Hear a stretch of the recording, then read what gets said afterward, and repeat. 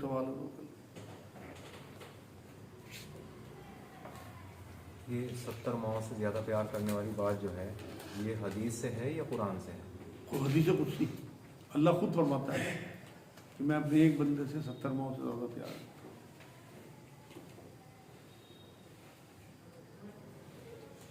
ایک سوال یہ ہے، آج کل ہوٹلوں میں آفس میں کھڑے ہو کر پیشاب کرنے کی جگہ بنی ہوتی ہے، کیا کھڑے ہو کر پیشاب کرنا منع ہے؟ نہیں، کوئی منع نہیں ہے میرے بھائی۔ ان کا سوال یہ ہے کیا کھڑے ہو کر پیشاب کرنا منع ہے؟ بالکل منع نہیں ہے۔ رسول اللہ صلی اللہ علیہ وسلم نے کھڑے ہو کر پیشاب کیا، حضرت علی نے کیا جب انہیں پتہ لگا، حضرت عمر نے کیا کہ وہ تو سنتوں کو ادا کرتے تھے۔ آپ یہ دیکھیں کہ اگر اونچی کوئی جگہ ایسی ہے، وہاں تو پتھریلا علاقہ تھا اور آپ کو بیٹھ کے چھینٹیں آنے کا خطرہ ہے، اصل تو چھینٹوں سے بچنا ہے۔ آج جو یورینل بنے ہوئے ہیں ماڈرن، ان میں تو بہت آسانی ہے کہ آپ کے کپڑے بچے رہے۔ آپ یا تو کسی گلاس میں یا کپ میں پانی لے کے استنجا بھی کر سکتے ہو۔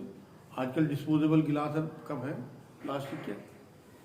ٹیشو پیپر رکھو جیب میں، آپ ٹیشو سے سکھا لو پیشاب، گھر آ کے اپنا استنجا کر لو پانی سے۔ ٹیشو جو ہے وہ آج کل مٹی کے ڈیلے کا کام کرتا ہے، آپ کو پیشاب سکھانا مقصد ہے، تو بالکل منائی نہیں ہے۔ جو کہتا ہے جھوٹ کہتا ہے۔ غیر مسلموں کو سلام کرنا کیسا ہے، اور اگر کوئی غیر مسلم سلام کرے تو کیا اس کا جواب دے سکتے ہیں؟ ان کا سوال یہ ہے غیر مسلموں کو سلام کر سکتے ہیں یا نہیں ہے؟ ان کے سلام کا جواب بالکل انہیں سلام کر بھی سکتے ہیں، جواب بھی دے سکتے ہیں۔ اصل میں ایک بار حضور صلی اللہ علیہ وسلم مدینہ منورہ میں گزر رہے تھے تو وہاں یہودی بھی تھے، عیسائی بھی تھے، منافق بھی تھے، عبداللہ بن ابی بھی ان میں تھا۔ تو حضور سلام کرتے ہوئے گزرے ہوئے۔ سلام جو ہے ایک سلامتی بھیجنا ہے، بعد میں اگر وہ اللہ کی سلامتی واقعی ان پہ ہو جائے اور وہ ہدایت کا فیصلہ کر لے ان کے لیے، تو آپ کو تو اجر مل گیا آپ کی دعا کا، آپ نے تو انہیں دعا دی تھی۔ اور اگر ان کی قسمت میں نہیں ہے تو آپ نے کوشش کی، دعا قبول کرنا نہ کرنا اللہ کے ہاتھ ہے۔ اسی طرح آپ سلام کا جواب بھی دے سکتے ہو۔ یہ جو کہتے ہیں نا صرف وعلیکم کہہ دیا کرو، یہ اصل میں یہ ہوا تھا کہ یہود جو تھے وہ حضور صلی اللہ علیہ وسلم کو بددعائیں ٹائپ یا بے عزتی کا معاملہ کرنے کے لیے معاذ اللہ السلام علیکم کہتے تھے کہ تمہاری موت آئے معاذ اللہ۔ تو تب حضور صلی اللہ علیہ وسلم نے اپنے صحابہ کو یہ بات کہی تھی، جب ایک بار تو حضرت عائشہ بکھر گئی تھی اور کہنے لگی تمہیں موت آئے، جب حضور نے کہا کہ تو اپنی زبان کیوں گندی کرتی ہے عائشہ نے کہنے سے، وہاں یہ بات فرمائی تھی حضور صلی اللہ علیہ وسلم نے کہ کبھی ایسا موقع ہو تو وعلیکم کہہ دیا کرو۔ تو وہ ان لوگوں کے لیے تھا جو حضور صلی اللہ علیہ وسلم کو بد دعا دینے کی کوشش کرتے تھے یا بے عزتی کرنے کی کوشش کرتے تھے۔ جو عام سے ہندو ہیں اور آپ کو السلام علیکم کرتے ہیں یا مطلب آپ کو سلام کرتے ہیں، تو آپ بالکل انہیں جواب دے سکتے ہو وعلیکم السلام، آپ بھی ان پہ سلامتی بھیجو، اور اللہ نے قبول کر لیا آپ کی سلامتی تو انہیں ہدایت کا فیصلہ کر دے اللہ تعالیٰ، کسی خواب کے ذریعے کسی اور چوکانے کے ذریعے ان تک انشاءاللہ ہدایت پہنچے۔ بچہ اگر مردہ پیدا ہو تو کیا اس کی جنازے کی نماز ہوگی؟ بالکل ہوگی بھائی۔ ان کا سوال یہ ہے بچہ اگر مردہ پیدا ہو تو اس کے جنازے کی نماز ہوگی؟ یہ ہمارے علاقے میں منع کرتے ہیں لوگ، لیکن آپ ایک حدیث دیکھیں نا، حضور صلی اللہ علیہ وسلم نے بات فرمائی کہ بچہ جب ماں کے پیٹ میں 4 مہینے کا ہوتا ہے تو ایک فرشتہ آ کے اس میں روح ڈال دیتا ہے اور اس کی قسمت لکھ جاتا ہے، اللہ کی طرف سے آرڈر ہوتا ہے۔ تو جب اس میں روح آ گئی تو اگر بچہ وہ اندر پیٹ میں مر بھی گیا 4 مہینے کے بعد، بالکل اس کے جنازے کی نماز ہونی چاہیے اور اسے دفن بھی کرنا چاہیے اسی طرح سے جس طرح سے، اور کیونکہ وہ تو زندہ بچہ تھا نا، اگر کسی انفیکشن کی وجہ سے پیٹ میں اس کی ڈیتھ ہو گئی یا کسی اور وجہ سے ڈیتھ ہو گئی، اس کی نکلتے ہوئے 1-2 سانس لینے کے بعد بھی مر گیا یا اندر ہی مر گیا پیٹ میں، ہر حال میں نماز ہوگی جنازے کی، کیونکہ وہ مومن تھا۔ یہ کہتے ہیں اذان ہی نہیں نماز کیسے ہوگی؟ یہ بھی لوگوں کی بنائی بات ہے۔ اذان کا حکم ہے، حضور صلی اللہ علیہ وسلم نے اذان، میرے خیال میں صحیح نسائی کی حدیث پا کے حضور نے اذان دی تھی حضرت حسن کے کان میں رضی اللہ تعالیٰ عنہ۔ اقامت کا کوئی اس میں ذکر نہیں ہے، یہ ہمارا ایک کان میں اذان ایک کان میں اقامت ہے نا، صرف اذان دی حضور نے، کوئی ضروری نہیں ہے کہ اذان نہیں ہوئی تو نماز بھی نہیں ہوگی۔ آپ کو بالکل جب اس میں روح پڑ گئی تو وہ مومن ہے، اس کی جنازے کی نماز ہوئی۔ ایک سوال ہے، شرمگاہ کا ہاتھ لگ جانے سے کیا وضو ٹوٹ جاتا ہے؟ شرمگاہ کو ہاتھ لگ جانے سے وضو ٹوٹ جاتا ہے؟ ہاں بالکل حدیث پاک ہے، لیکن اب آپ ایک اندازہ کرو کہ آپ نہاتے ہوئے کس طرح سے آپ نے وضو کر لیا، حضور کی سنت شروع میں وضو کر لینا ہے، اس کے بعد اگر نہاتے ہوئے آپ کا ہاتھ لگ بھی گیا تو آپ کا وضو نہیں ٹوٹے گا. وہ حدیث ان لوگوں کے لیے ہے جو شہوت سے ہاتھ لگاتے ہیں شرمگاہوں میں. اور بہت اصل میں ایسے ایسے حالات آتے ہیں آدمی پہ شیطانیت بھی آتی ہے, تو وضو سے اگر کسی نے شرمگاہ کو ہاتھ لگا دیا, وہ بھی ننگی شرمگاہ کو, تو بالکل وضو ٹوٹ جائے گا. اور کپڑوں میں بھی اگر لگا دیا اس نیت سے, شہوت کی نیت سے, تب بھی ٹوٹ جائے گا. ویسے ہاتھ لگتا رہے چاہے کپڑوں میں چاہے ننگی شرمگاہ کو, کوئی وضو نہیں ٹوٹتا. ویسے صحیح حدیث ہے کہ شرمگاہ کو ہاتھ لگانے سے وضو ٹوٹ جاتا ہے, لیکن وہ انہی لوگوں کے لیے ہے جو شہوت سے ہاتھ لگاتے ہیں. جو اعتکاف ہوتا ہے رمضان شریف میں 10 دن کا, یہ اللہ تعالیٰ کیا سمجھانا چاہتا ہے بندوں کو؟ ان کا سوال یہ ہے کہ اللہ اعتکاف میں کیا سمجھانا چاہتا ہے. بس یہی کہ 10 دن جو ہے وہ ایک طرف میرے در پہ پڑ جاؤ اور توبہ چلا کرو, جو تمہارے سارے گناہ ہیں پچھلے انہیں یاد کر کر کے اللہ سے توبہ کرو, معافی مانگو. اور دوسری روح یہ ہے کہ تم 10 دن اپنے کاروبار, اپنے بیوی بچے, اپنا سب کچھ چھوڑ کے یہاں پڑ گئے مسجد میں, اور سب کچھ اسی طرح چلتا رہا تمہارا دنیا میں. اس کا مطلب تم نہیں چلا رہے تھے, تمہارے بعد بھی میں ہی چلاؤں گا اور اب بھی میں ہی چلا رہا ہوں. ایک یہ بھی اس میں میسج ہے اعتکاف. یونس علیہ السلام کی دعا کو آیت کریمہ کیوں کہتے ہیں؟ ہاں, ایک یہ بھی بڑا اسے آیت کریمہ کہتے ہیں, لا الہ الا انت سبحانک انی کنت من الظالمین. اصل میں سورہ صافات آپ پڑھیں گے نا, تو اس میں اللہ رب العزت نے اپنے اس نبی پہ ایک غصہ ظاہر کیا کہ یونس اگر یہ کلمات نہ پڑھتا تو پھر مچھلی کے پیٹ سے اسی دن نکلتا جس اور مردے قبروں سے نکلتے ہیں. مطلب اسے قبر بنا دیتے مچھلی کے پیٹ کو یونس علیہ السلام کی. اتنا غصہ تھا, اتنا جلال تھا اللہ کو اپنے اس نبی پہ, لیکن انہوں نے کلمات پڑھے تو اللہ کا کرم ہو گیا. تو اتنے غضب کے بعد, اتنے غصے کے بعد اکرام ہو جانا, کرم ہو جانا, اس لیے لوگوں نے اس کا نام کریم رکھ دیا, آیت کریمہ. اللہ کے رسول نے نہیں فرمایا, بلکہ یہ لوگوں نے اپنا اسے آیت کریمہ کہنا شروع کر دیا کہ اس میں اللہ کا کرم ہوا ایک نبی پہ. اور بہت واقعی بڑی جامع دعا ہے, اور آپ یقین کریں میں تو اسے کرین کہتا ہوں, مصیبتوں سے نکالنے کی. حدیث سے بھی یہ بات ثابت ہے کہ اگر یونس علیہ السلام کی دعا کا حوالہ دے کے اللہ سے دعا کرو گے تو اللہ رد نہیں کرتا. تو ضرور پڑھا کریں, اپنی معمول میں باندھ لیں, انشاءاللہ مصیبتیں کم ہو جائیں گی آپ کی زندگی میں. اگر ہم کسی کی برائی دیکھ لیں اور اس کا خیال ہمارے دل میں آ گیا تو کیا اسے روکنا تقویٰ ہے یا پھر اس کو ظاہر کرنا گناہ ہے؟ دوبارہ سمجھاؤ, میں ہی سمجھ نہیں آیا. تو کسی کی برائی ہم نے دیکھ لی اور وہ ہماری نوٹس میں آ گئی, اب ہم خاموش رہے, اس کو دبا کے رکھا اپنے اندر, تو کیا یہ تقویٰ ہے؟ اور اگر ہم نے اس کو ظاہر کر دیا تو کیا یہ گناہ ہے؟ کس پہ ظاہر کر دیا؟ مطلب لوگوں کے بیچ میں؟ نہیں, لوگوں کے عیب چھپانے کا معاملہ ہے. تقویٰ تو یہ ہے کہ آپ اسے چھپا دیں اور اسے آپ سمجھانے کی کوشش کرو, تبلیغ کی کوشش کرو. نہیں مانتا, اللہ دیکھے گا اس کا معاملہ. کیونکہ اصل میں آپ اگر لوگوں کے عیب ڈھکو گے تو اللہ آپ کے عیب ڈھک دے گا.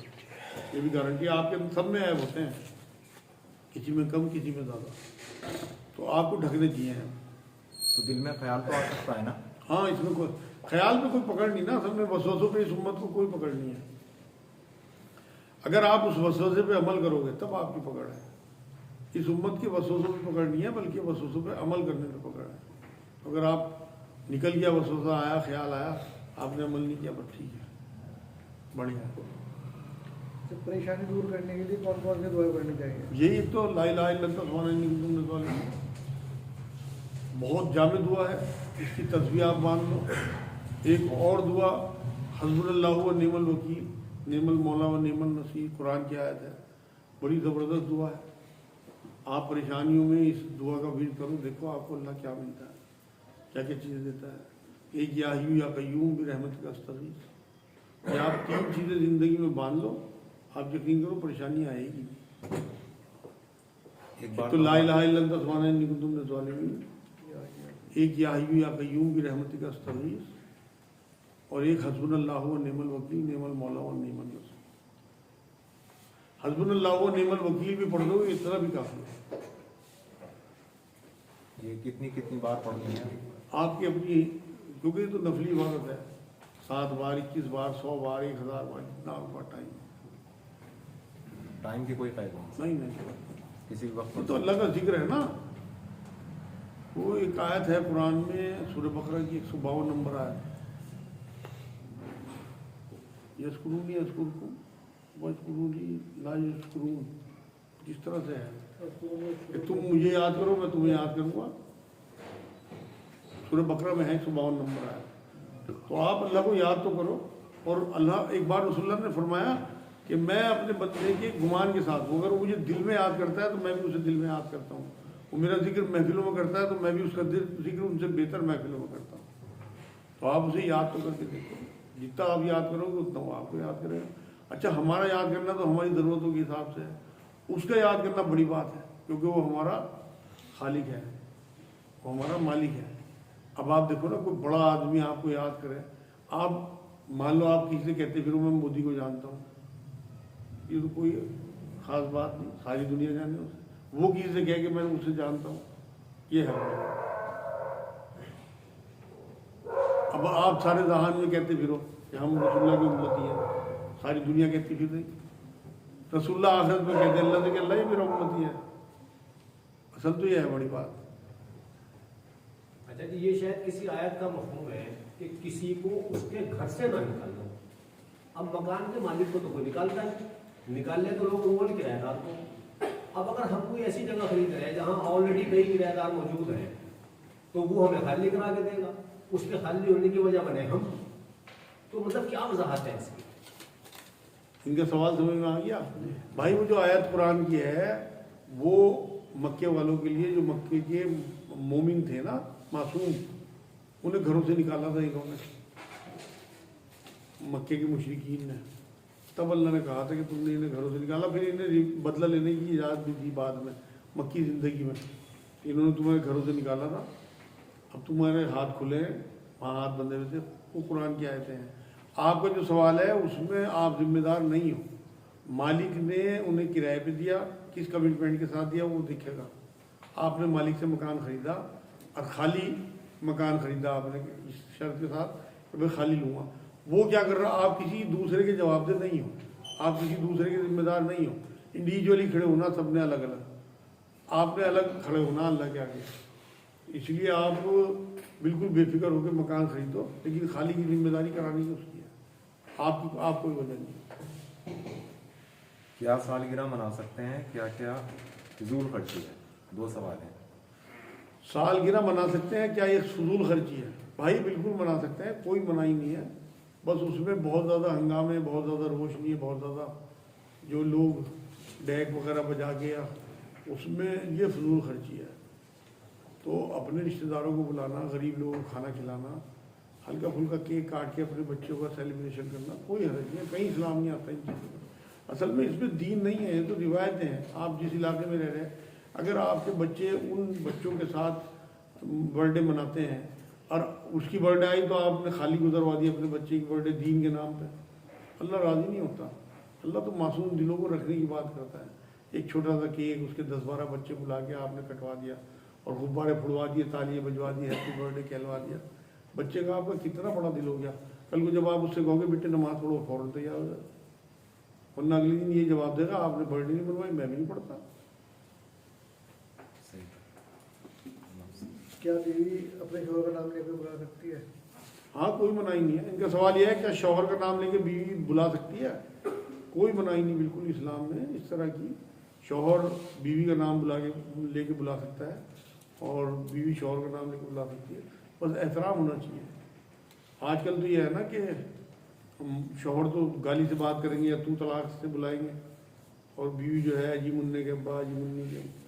احترام بہت ضروری ہے، آپ جناب سے بات ہونی چاہیے دونوں میاں بیوی میں، اور نام لینے سے بیویوں کو ویسے میرے حساب سے بچنا چاہیے، کیونکہ ہم جس زمانے میں جی رہے تھے وہاں تو نام نہیں لیا جاتا تھا، اجی یا مطلب کچھ بھی نام ان کا رکھا جاتا، نام نہیں لیا جاتا تھا۔ مجھے نہیں لگتا میری بیوی نے آج تک میرا نام لیا ہوگا، 34 سال ہو گئے۔ تو کیونکہ قوام کہا قرآن نے، ایک رتبہ تو زیادہ دیا نا، اور عمر بھی زیادہ ہوتی ہے، تجربہ بھی زیادہ ہوتا ہے، حاکم بھی ہوتا ہے، مرد جو ہے تھوڑا رتبہ زیادہ ہے عورت سے، تو عورت کو میرے نزدیک احترام کرنا چاہیے۔ اس معاملے میں پیچھے کی طرف دیکھیں، اپنے ماں باپ کی طرف، اپنے دادا دادی کی طرف، کہ ان کا کیا رویہ تھا ایک دوسرے کے ساتھ، وہ رویہ اختیار کرے۔ لیکن اگر ان کا رویہ عورتوں کے ساتھ سخت تھا، مان لو دادا کا سخت تھا رویہ دادی کے ساتھ، तो वो शौहरों को बदल देना चाहिए। मर्दों को अपनी औरतों के साथ बहुत एहतराम और बहुत अदब से पेश आना चाहिए।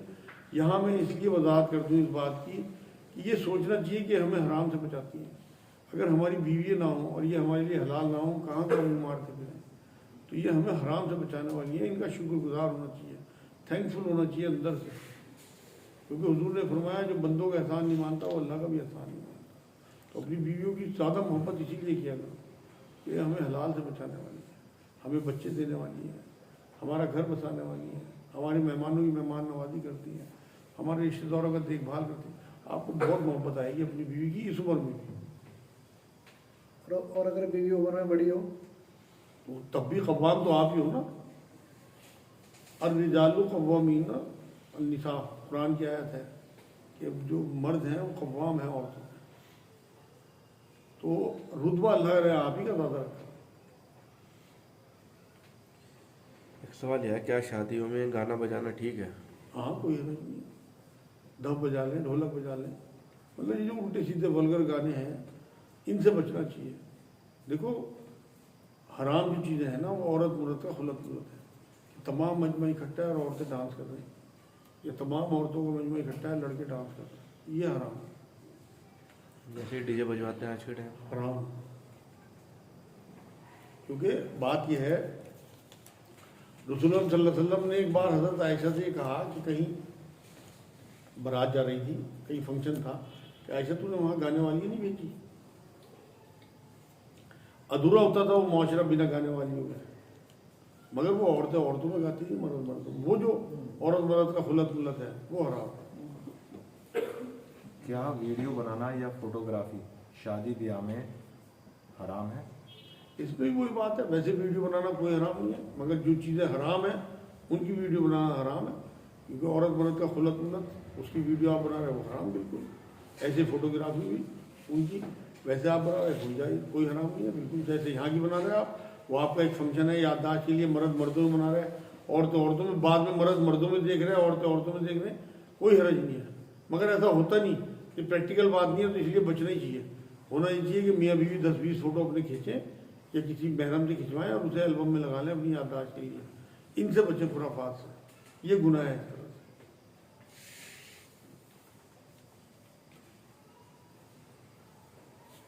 एक आपने जुमे की नमाज का तरीका बताया तो वो बता दीजिए दोबारा। मुझे फंसवा हो मुझे लगता है। वीडियो नहीं कोई हरज नहीं है, वीडियो में कोई डरता थोड़ी इस बात से। ये तो जो बुखारी और मुस्लिम का तरीका है वो बताता हूँ, मेरा अपना तरीका थोड़ी है। जुमे की नमाज का तरीका ये है कि जब आप मस्जिद में पहुँचे, जो सुन्नत तरीका है वो बता रहा। वैसे तो नफिल आप चाहे जुमे का दिन है, आपकी इबादत का दिन है, चाहे 200 नफिल पढ़े 200 करके आप, लेकिन जो हुक्म है वो एक तो तहयतुल मस्जिद का हुक्म है, 2 नफिल पढ़ना है।